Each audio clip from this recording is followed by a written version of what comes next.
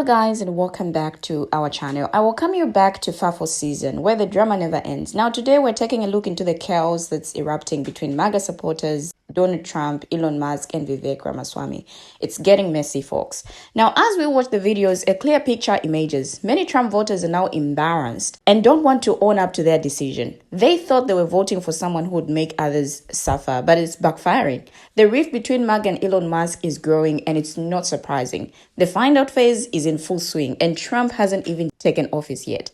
Now, the hypocrisy is staggering. Republicans spent years bashing immigrants, but now they are rolling over for billionaire immigrant Elon Musk. It's greed and cowardice, plain and simple. Now, the party of masculinity and power is showing its true colors, and it's not pretty. As one speaker has already pointed out, Elon Musk wasn't even on the ballot. So why are Republicans caving to his demands? It's time to call out the cowardice and hypocrisy. So with that said, let's take a look at these interesting videos as different people share their thoughts. I will be right back. So I have a theory why so many people who voted for Donald Trump are suddenly so embarrassed and they don't want to talk to their friends who voted for Kamala Harris. They didn't really believe that either candidate was going to do anything for them, so they decided to vote for the person that was going to make people that maybe they're jealous of, they're resentful of, they just don't like, make those people suffer. They honestly might not have even thought he was going to win. Now it's sinking in for them that they have to deal with the consequences too, and they don't like that. That's why the Change My Vote search has been so heavy in red states. Who's surprised? Who's surprised that there's a giant rift between MAGA and Elon Musk? So the find out phase is already happening, and Trump still has more than 3 weeks before he takes office. For those that voted for this, did you really not see this coming? Because those of us on the left, we did. This is exactly what we told you was going to happen. Do you know what we also told you would happen? That Trump would almost immediately walk back everything he promised you before the election. And again, it didn't even take until the inauguration for him to go, oh, just kidding. I actually can't do that, or that's going to be too hard. So this is what some of you picked. You now have to deal with the consequences, just like we do. The fact that Republicans that spent the last 10 years whining about immigrants are now rolling over like good little dogs for a billionaire immigrant who wants to set up an oligarchy is truly ridiculous. Never mind the fact that I'd bet my right hand that the average immigrant is twice the person and 10x the worker that Elon has been in his entire life. But when the was Elon on the ballot? I'm sorry, why are you rolling over for him? I'll tell you why. Greed and cowardice. I've never seen a party more full of posers, projectors, and posturers. Seriously, for the so-called party of masculinity and power, these people roll over like it's their goddamn job. Republicans could not be bigger cowards. Imagine hearing that if you don't support what Elon wants, he's going to fund a campaign against you in the next election. And that doesn't trip all kinds of warning bells and alarm systems in your head. You just think, yeah, I'll go along with that because I'd rather have my job than support democracy. It's come to my attention that there are some conservative-leaning, neurodivergent advocates on this app that are mad that I said that I don't want to hear any complaints from parents of special needs children who voted for Donald Trump, who are going to start to see their services and funding disappear once Donald Trump decides to get rid of the Department of Education. And I'm here to tell you, I don't apologize for saying that, and I mean every word that I said. Am I wishing for your child to lose services and funding? No, absolutely not. I voted for your child to have those services. The irony of somebody voting for their own child to not have access to services that will give them an equitable education experience, and then get mad at somebody like me who voted to not let that happen. The irony of being somebody like that who also has an online presence that advocates for kids with special needs makes me want to fall out of my chair laughing. Nobody wants to hear you complaining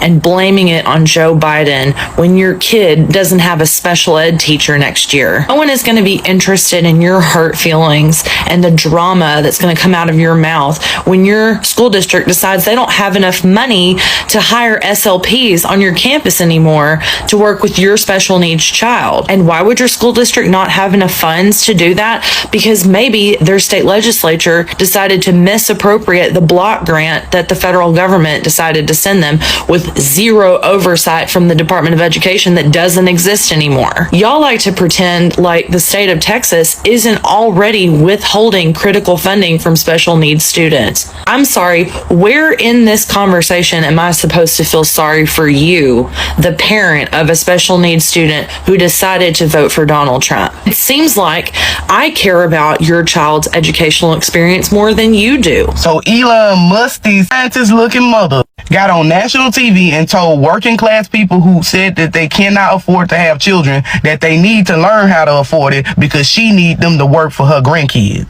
Wake up, y'all. Stop being distracted by sexism, misogyny, bigotry, homophobia, transphobia, Islamophobia, xenophobia. Like, stop being distracted by all of that shit. The real enemy is capitalism. All that matters is if you are rich or if you are poor. And if you are poor, you don't matter.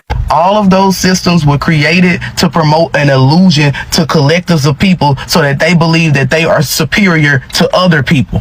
And while we bicker back and forth, capitalists and wealth hoarders are destroying our world as we know it. And they planning to take us out too. They essentially trying to bring back slavery. They don't care about giving us livable wages so that we can survive. They just want us to work.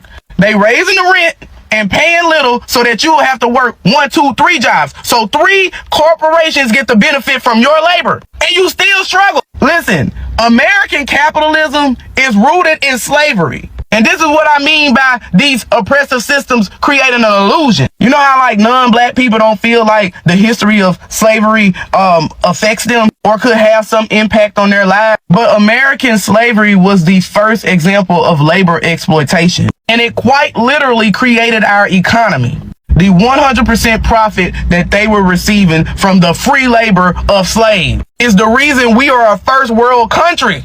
And you didn't think that to come back because racism has deluded you into believing that you're superior to black people and you don't have to worry about the things that they have to worry about or the things that have affected them will never affect you. Now, groceries high, rent high, cars high, you got a family to feed, but you can't find a job with a livable wage. Even people with college degrees. Now you gotta extend your labor to 1, 2, 3 different companies to keep up. You're a slave. And that was always the plan. Y'all truly need to wake up. Like now we know why there's a ban. They want us to have children so that they could work them and exploit their labor. Y'all wake up. That video that was like, oh yeah, well, like here's some books that you should read if you want to disappoint your conservative family. I meant that in like a funny way, but now I mean that in like a serious way.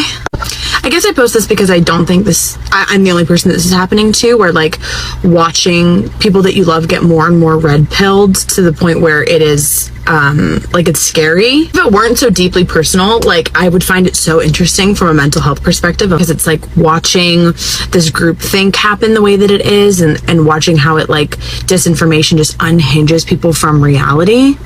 Like I know that I'm not the only person who has parents who they just like slowly lose year by year. Like I'm watching my father get more and more extreme to the point that I don't know him. There's so many well-meaning comments on my last video talking about conservative parents, with like people saying like, yeah, don't never give up. Like, you know, I bring my dad to drag brunch now, and like those things are great. And I know people don't mean anything by them, but it's like that I don't think that will ever be a reality for me, especially like with where my dad is, and like I have to think about the lines that I need to draw myself about whether or not, like, what's his access to me like. I have to hear a man who used to be relatively normal, definitely very right-leaning, but not like completely incoherent, and now he's looking me in the eyes and telling me like he's willing to like bear arms against his brothers in a civil war, and I'm like I don't know how to have a conversation with that. And it's just like there's no rational conversation. Like there's nothing I can say that will convince him. And it's like, all right, well, great. Then I'll make my lines in the sand of we don't talk about these things. And then what? Don't know what level of brainwashing has to happen for you to like see your child and say like enemy of the state. I think that's a real unironic thought. And it pisses me off, frankly. Like I've read books recently on disinformation, and so like being a little bit more aware of it and watching the way that generation tends to fall for these things is beyond me. Like the things that I have to argue of like what you're saying is not a fact. You're saying something as if it's a fact and it's not a fact. And keep in mind too, I'm a literal mental health professional, but it is like a blind spot. It's like my own family, right? So that's part of it. But there's all these like lines that I don't know how to, that I don't think any of us know how to toe, where it's like when you have somebody who's in a cult, like you want to maintain that positive contact and make sure that they don't get isolated. But then also if you're dealing with someone who tends to be narcissistic, you're also trying to like really draw consequences and boundaries and lines. And so it's like which one? I'm interested about when this gets studied later on, you know, in textbooks of like what's happening to the, you know, white American psyche, maybe. I don't know if that's even a good way to put it, of like what watching people as this like mass level of groupthink that is so alarming and so scary.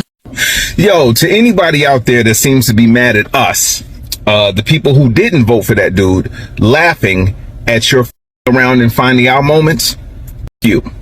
Laughing is the only thing we can do when we're not crying. Laughing is the only thing we can do to keep from having a worse reaction to the position y'all put us in on purpose. Laughing is the only thing we can do to keep from balling up our fists and punching more than the air. Laughing is the only thing keeping us sane. Because while we literally tried to make all of our lives easier, even you y'all literally ignored that and chose. It's a choice. You chose it to make our lives harder. Either because you didn't know enough, because you were too arrogant, or because you were hate-filled. So miss me with the, why are you laughing at this? Going to be bad. We know it's going to be bad. No, we told you it was going to be bad. So when you lose your health care, I'm gonna laugh at you because you chose to lose your health care. When you lose your home because interest rates are different, the people in charge now are different. You chose that. So yes, I'm gonna laugh when you homeless.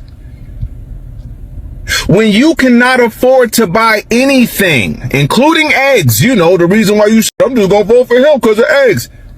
I'm gonna laugh, and we deserve to laugh. Because we tried to avoid the worst possible outcome, and you mother said, nope, he told us it ain't gonna be bad. Okay. Now, really quick, conversations. When I hear people say, well, you know, I just don't talk politics. I just didn't know enough, so I didn't talk politics. I don't talk politics. I'm not into politics. Politics is into you. Politics talks about you. Politics follows you. There's a reason why these people wanted to be in charge. There's a reason why they want that guy in charge. And you're finding out. So when people say, I just don't talk about it, that's part of the reason why we're here. Because you say, well, it's just uncomfortable to talk about it at work or talk about it at family gatherings or at the dinner table. You will have to talk about it now. You're going to have to talk about it when you lose your health care or your home or your livelihood or your life. People will have to talk about it. This is the problem. People not wanting to talk about the thing that literally is the foundation of how they exist in this country. Politics is a part of everything you do. From the second you wake up, literally, actually, while you're sleeping, politics is a part of your life. The roads you drive on, the health care that you have or don't have, the money you take home, how groceries are, bridges. Your very existence revolves around politics. The fact that a lot of you are here just like, I just don't think about it. That's weird to me. Yes, it's boring to think about politics, but it also is a thing that could help you avoid, or could have helped you avoid, shit that's coming to where you will have to talk about politics. Mark my word. Look, I just learned something new. I just learned something crazy. And I can't believe I didn't know it until now. I'm a sociologist. I work with data. I consider myself to be pretty well versed in social sciences. I'm getting my degree in social science, okay? I look at data, I observe society, I observe history, and I did not know just how similar Germany in the years leading up to the incident that shall not be named in America right now. They are mere images. I knew they were similar. I heard the parallels drawn, but I had no idea. Not that it wasn't scary before, but this is really scary now. I need you to listen to what I'm about to tell you, and you'll know exactly what I mean. Germany was one of the first, I believe actually the first country, okay, the first country to have an openly queer space. And mind you, this is like, what, the 30s and 40s?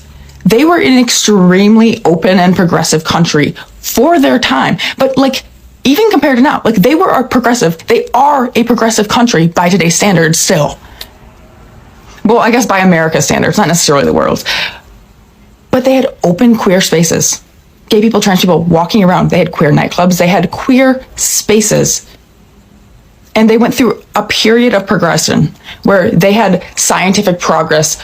They had people collaborating, like of different groups and backgrounds, collaborating and making scientific progress.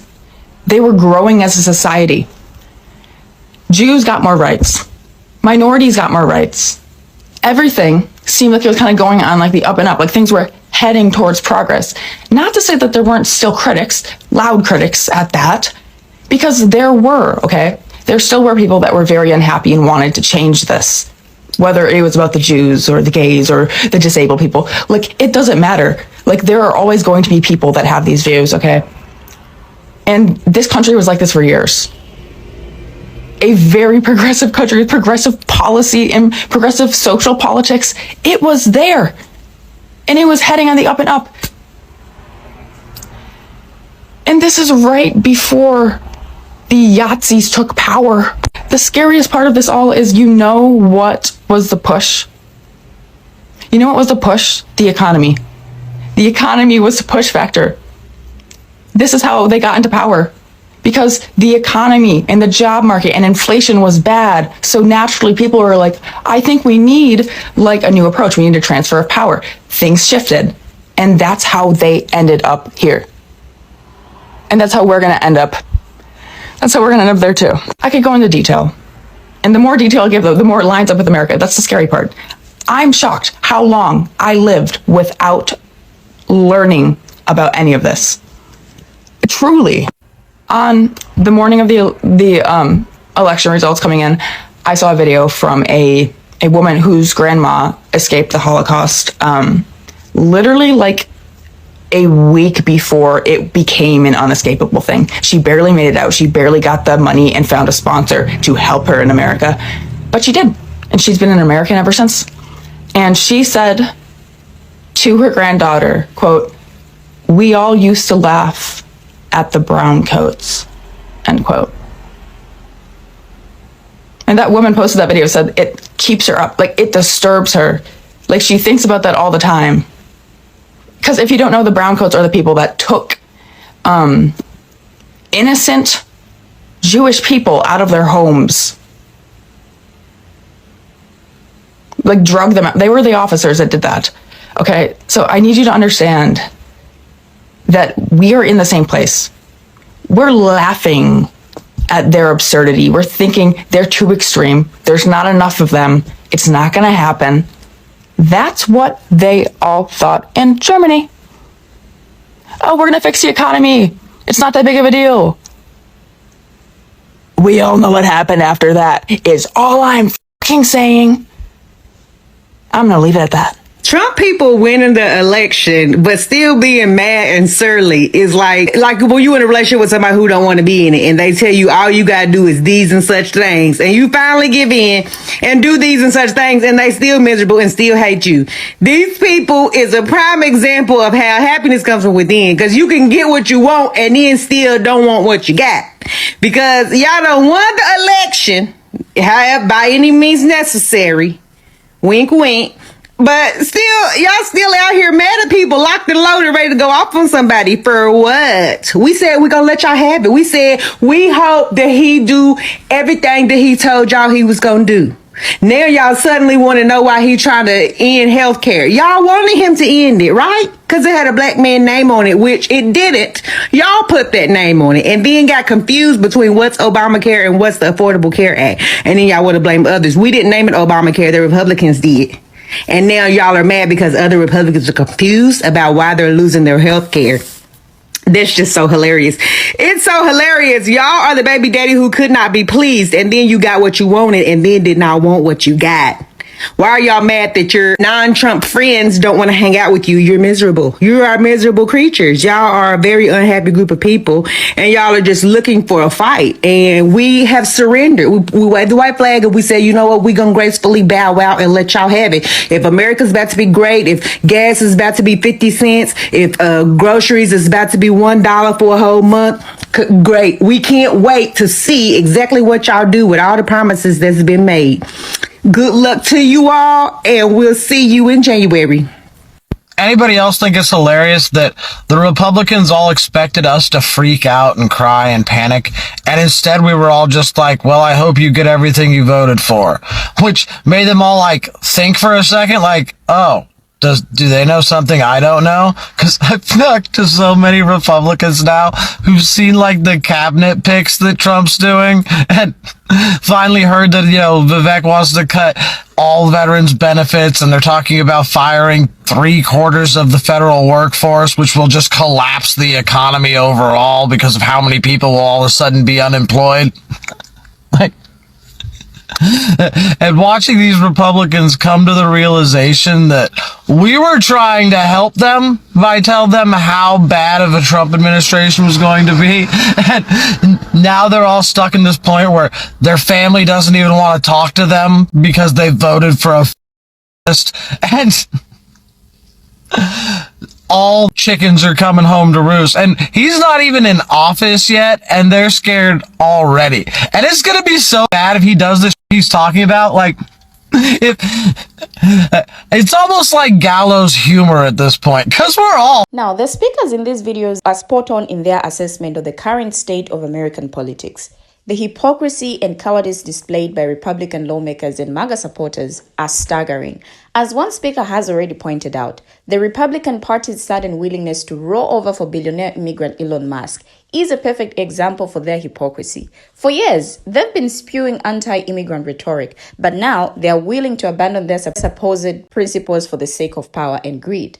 Now, this phenomenon is not limited to the Republican Party. However, it is a symptom of a larger disease that afflicts American politics as a whole. The influence of money and power has become so pervasive that politicians are willing to sacrifice their values and principles in order to maintain their grip on power. Now, another speaker noted, the find out phase is already happening, and it's only going to get worse. The consequences of Trump's presidency and the Republican Party's complicity in his actions will be felt for generations to come. But it's not just the politicians who are to blame. Citizens must also take responsibility for their role in enabling this toxic system. The citizens who voted for this system. Now, the speakers in these videos are right to call out the greed and cowardice that's on display in American politics, because I feel it's time for people to wake up and demand better. Let's take a look at the Republican hypocrisy. Now, Republicans have decided they benefit more politically by complaining about the border than solving it. Every time bipartisan talks get close, Republicans backed out in 2006, 2013, 2018, and 2022.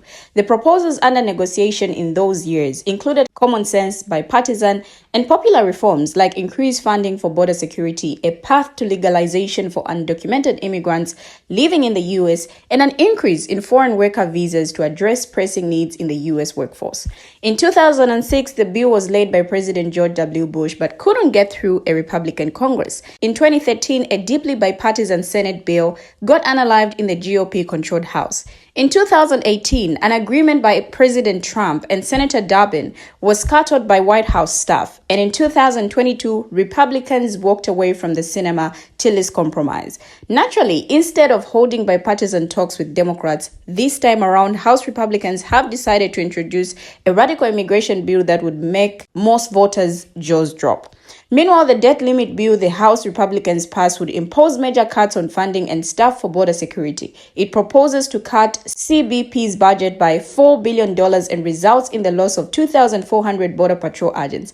Now, these cuts would also mean that over $640 million in border security technology would no longer be operational. This would have serious consequences for CBP's ability to enforce borders and stop fentanyl trafficking, clearly making Americans less safe. Talk about Musk and MAGA fight over visas. Like just a few days before Christmas, when US President-elect Donald Trump announced the appointment of the Indian-born venture capitalist Sriram Krishan as senior policy advisor for artificial intelligence at the White House Office of Science and Technology Policy, tensions within Trump's 2024 coalition led to a full-blown online war between certain Trump advisors, like the entrepreneurs Elon Musk and Vivek Ramaswamy, and supporters who take more hardline stance against immigration. Krishnan, who moved to the United States almost 2 decades ago, is a general partner at the venture capital firm Andreessen Horowitz and has previously led product and engineering teams at several tech giants, including X, Meta, Snap, and Microsoft. Now, the clash started when the Trump ally and far-right provocateur Laura Loomer criticized Krishnan's appointment, calling it deeply disturbing on X and highlighting one of his tweets from November, in which he supported the removal of country-specific caps on green cards and unlocking skilled immigration. The present system does not allow any country to receive more than 7% of the estimated total of 140,000 employment-based green cards per year. Hence, people from large countries such as India and China often face long backlogs compared to those from smaller nations. Now, as soon as Loomer's post gained traction and media attention, the focus shifted to the H-1B visa program, which allows highly skilled foreign workers in specialist occupations to be temporarily employed in the U.S. It turned into an R to the CIS rule targeting Indians in the US, since they are the largest beneficiaries of the visa program. Like over 70% of the H-1B visas approved have been allotted to people born in India each year since 2015. Now, those born in China are a distant second, hovering at the 12% to 13% mark since 2018. There is an annual regular cap of 65,000 new visas under this program each fiscal year, with an extra 20,000 visas available to those with a master's degree or higher from an American university. The recipients are picked through a lottery system. Pursuing a postgraduate degree in the US and hoping to get picked for the H-1B visa through a job in the tech or finance sectors has long been a pathway for Indians to migrate to the country, especially in the past decade. Indians also account for the second highest number of international students in the US.